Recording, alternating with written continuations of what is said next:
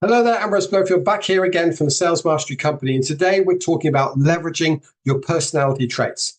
If you're in a sales manager role, or more importantly, in a salesperson role, particularly selling business to business, then this session is for you.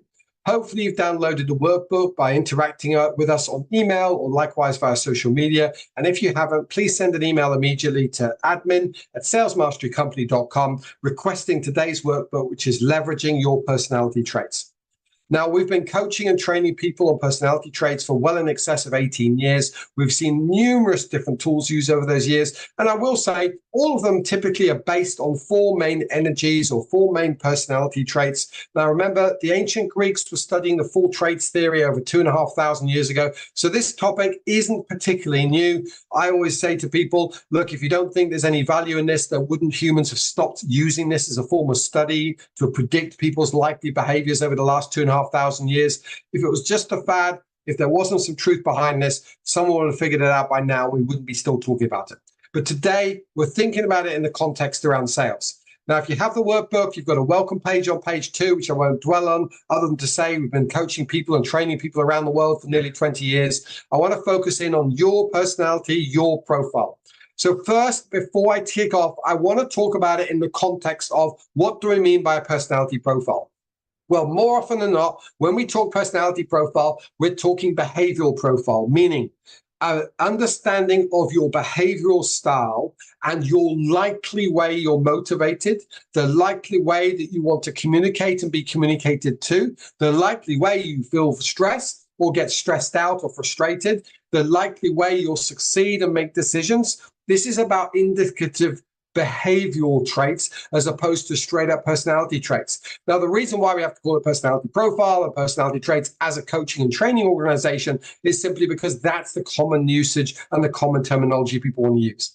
Likewise, I want to get you to understand how your traits naturally impact the way that you sell. And the starting point to think about that is there are 6 main roles within sales. Now, pretty much everyone knows the first 2 of these, the sales hunter role and also the sales farmer role. So a lot of people will have talked to you about this. You'll probably read about this and learned on it on podcasts that there's a sales hunter role that goes out and wins new customers. And then there's a farming role around keeping customers happy. But very few people that we start coaching and training with around the world have actually recognized the fact that there are 4 other typical roles that exist within sales. And whether it's us training people on a sales academy or training people on a sales mastery program, and even when we coach and train sales managers on our more advanced sales manager program, we try to teach people an understanding about themselves and an understanding about their colleagues. Because if somebody is in a role that suits their personality or behavioral traits well, they typically need less coaching, less leadership, and less accountability. Now, that doesn't automatically make them great at it. It just means that they like it more. And when a human likes something, they tend to self-seek improvements because they want to get on with it. I'd love to go back, if I ever had time, interview children, particularly up to the age of about 11 or 13, before it starts getting serious around their academic career. But up to the age of sort of 11 to 13, typically kids are self-led. They're also fully forming before the age of sort of 11 to 13 anyway, so you'll see them in more their raw product scenario. But I'd love to do the research to ask them, which are the subjects that you're best at and which are the subjects you like the most? And most of us would expect a high degree of correlation between the same names. But what I'd love to go back and do research on is what started that process. Was it that they loved the teacher and loved the subject and then worked harder and became great at it? Or was it that they liked it because they were already great at it? I believe that the former will be more of the trend than the latter, but I'm not a researcher and I don't have time to do it. So let's look at the role that sits between sales hunter and sales farmer. That is a sales networker. So if you or your team ever go to a trade show or event or a conference and you're mixing and mingling, for example, or you join a local chamber of commerce or industry association, then typically you're in a networker role. Likewise, if there's a member of a team that goes and trains architects, goes and trains resellers, that function is a networker function, and it suits somebody who's more of an influence profile. Now, most people understand the basic concepts of colors or birds or animals. We teach extended disc because we like the fact that it profiles someone's conscious and unconscious profile, meaning Their conscious profile is how they think they should adjust to work. And their unconscious profile is their natural unconscious self, the real human, if you like. Now, for 3/4 of people, those are the same profile. Sadly, for 1/4, how you think you should adjust to work is different to what is natural to you. So there's a clash. So we like extended disc out of Finland because it separates the difference between those two. Also, if people try to cheat the process or the survey, it rejects them and makes them take it again. There's a whole bunch of other things. But what we love about extended disc is it profiles people as one of 160 different personalities, which is, of course, very scientific. But it's so simple that you can talk, as it says on the screen right now, DISC, dominant, influence, steady or steadiness, and compliance. Dominant people are aggressive and direct and to the point. Influence people are the cheerleaders, often the jokers and larrikins, if you like the Australian expression larrikin. S's are compassionate and kind, team focused, client focused, and C's are very logical and dot the I's, cross the T's, methodology driven type people. So again, if someone in your team has to hunt, it's easier for it to go to somebody who can be a dominant or influence profile because they'll need less coaching and less accountability. Doesn't mean the others can't learn it, but it's more of a stretch for them. Likewise, mixing mingle at an industry event is natural for somebody who's partly an I profile or influence profile. Somebody who farms should be focused around people, so naturally they're a steady or an influence profile because they like talking to people on a regular basis. They want to cross-sell and upsell them and keep them happy. And then, of course, we have the wonderful function of customer service. 20 years ago, customer service was a standalone department. For over 95% of the businesses we coached in the last 5 to 8 years, customer service sits within sales and in some cases within operations, but it doesn't sit aside from those two. If it sits within sales, then it suits somebody who's a steady profile. And again, we refer to that in sales these days as a sales supporter.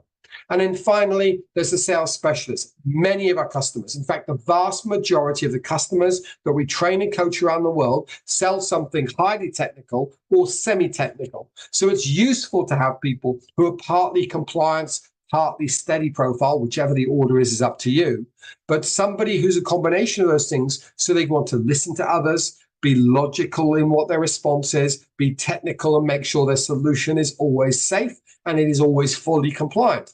So sales, in effect, it needs to be semi-technical if your product is technical. So it's easy for somebody with a CS combination profile to be able to leverage that profile into the success. And it's harder for somebody who's a dominant or influence profile to learn it. It doesn't mean they can't do it, it just takes more effort and concentration.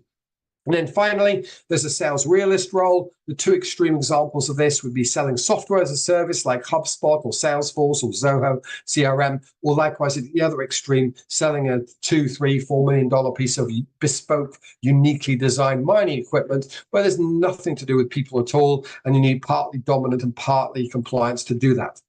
So now that you understand the 6 sales roles, let's think about how you sit as a profile. As I mentioned before, it is more natural for somebody who's a D, DI, or I profile as ID to do the hunting role. They'd love the thrill of the chase. They get motivated. They'd be self-motivated to do that. It would come naturally to them if that was their profile.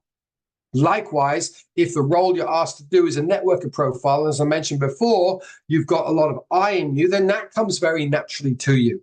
In which case, please continue to do more of it. Look for more opportunities to network, go to more industry events, do more speaking gigs, do more training. If it isn't your profile, get some training because you need some confidence. Just like if you're partly S or partly C and you're asked to hunt, get some more coaching and training. Make sure someone holds you accountable because otherwise you'll tend not to stick at it.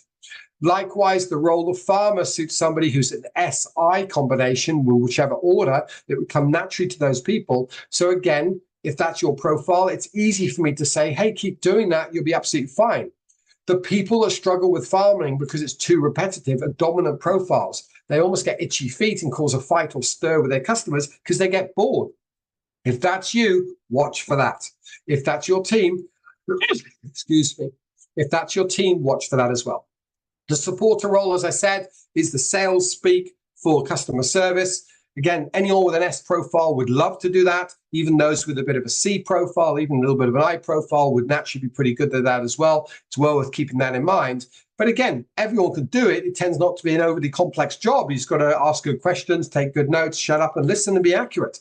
Likewise, the specialist role, as I said, this one is most relevant to my customers, despite the fact that people always expect that I train and coach dominant and influence profiles a lot. In fact, close to 50% of the people that I've spent time coaching over the years are partly S or partly C profile as their major profile. They tend to be introverted people, not extroverted people. Despite what TV dramas and TV shows and movies are all about, the reality here is most people sit in that S or C combination, particularly those customers I train because they're selling something very technical or semi-technical.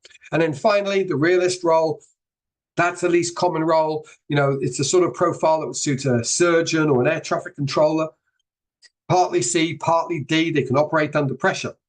So I guess the first thing I want to say to you is, understand your profile, understand your role. If you're a leader, understand the profile of your team. And if you can match somebody to the function in sales, bearing in mind most people in sales will do 2 or 3 of these jobs all at the same time every single week, but it's very unlikely that you should ever be asked to do all 6 of these roles. If that is the case, some parts will get the best of you and some parts will get the worst of you, meaning you'll need more training, more coaching, and more accountability.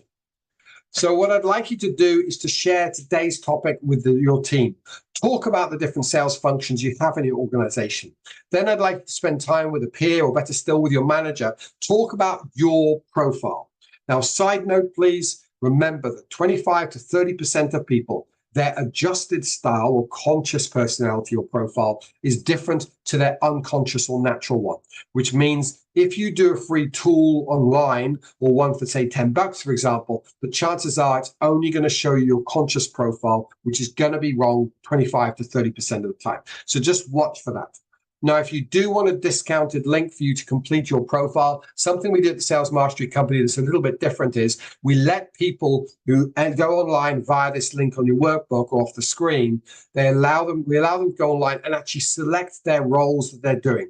So we allow you to pick not just the sales role, but you could pick a marketing role or customer service role or a management role or an operations role if you have other responsibilities. There's 8 different roles online. Select from a drop down, and then we can send you 1 or 2 reports depending on the job you're doing, so you get a bit more insight into your personality or behavioral profile in the context of the role or function you've got.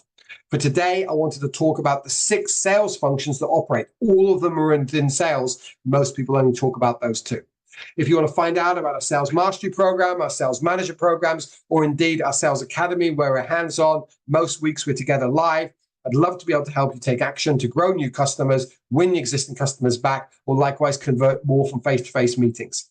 I've been Ambrose Blowfield. We're the Sales Mastery Company. Be sure to take action.